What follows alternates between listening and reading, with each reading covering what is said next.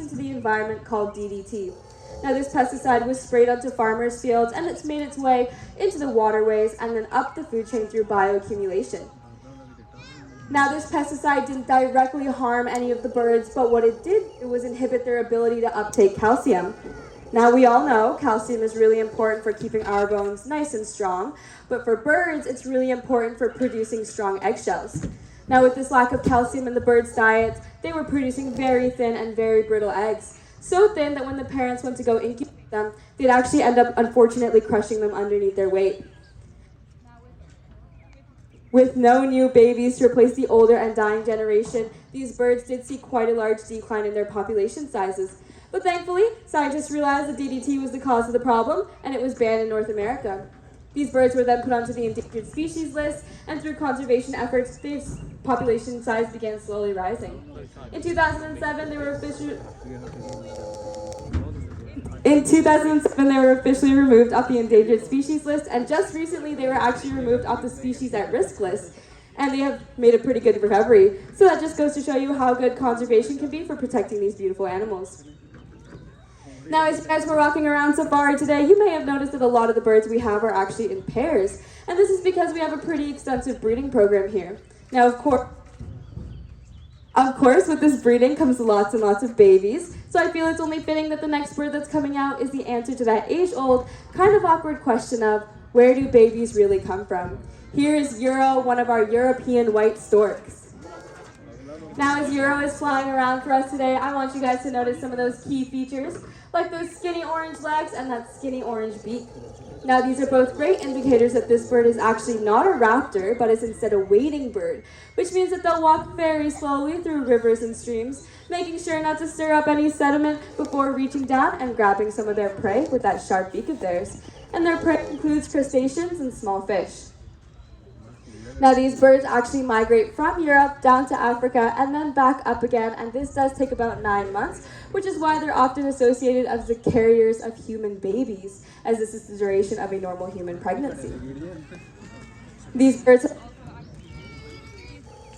have also actually been known to nest on top of people's homes in Europe, and it's been seen as a sign of good luck, but these nests can actually weigh up to 1 ton in total and have been known to collapse in roofs. So maybe not something you're looking for, unless you are superstitious, of course. Now, before our next 2 birds come out for us, I was wondering if we had any brave kids in the audience today that wanted to come down of running. I only want those that have really good running shoes to come down. The grass is slippery. I'm only going to pick a few kids from each audience, so raise your hands super high, and I'll just have you guys meet me by this gate. All right, you 3 can come down. You 2. You 2 at the very back over there. You in the gray can come. And you in the pink. Right.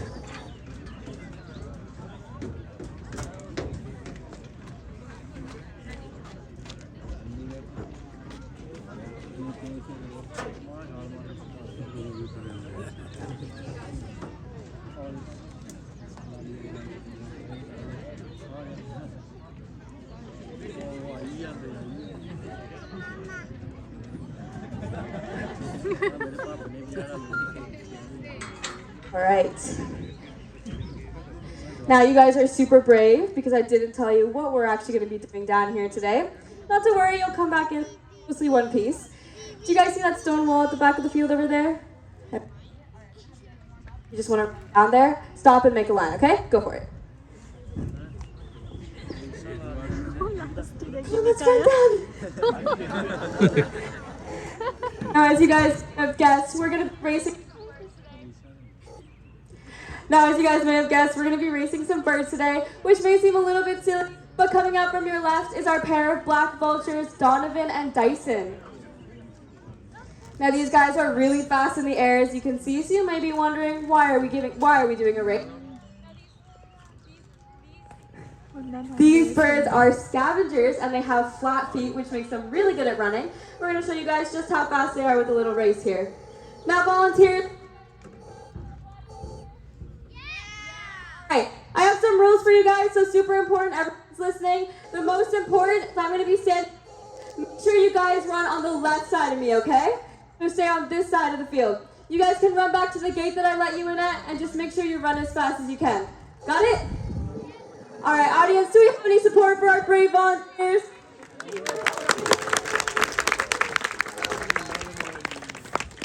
And for the vultures? Awesome. I'm gonna need you guys to cheer as loud as you can for your team. Volunteers, are you guys ready? All right, in 3, 2, 1, go! Looks like we got some pretty speedy volunteers over here. The vultures were cheating, they were using their wings, but not as fast as our volunteers. Give them a huge round of applause, everyone.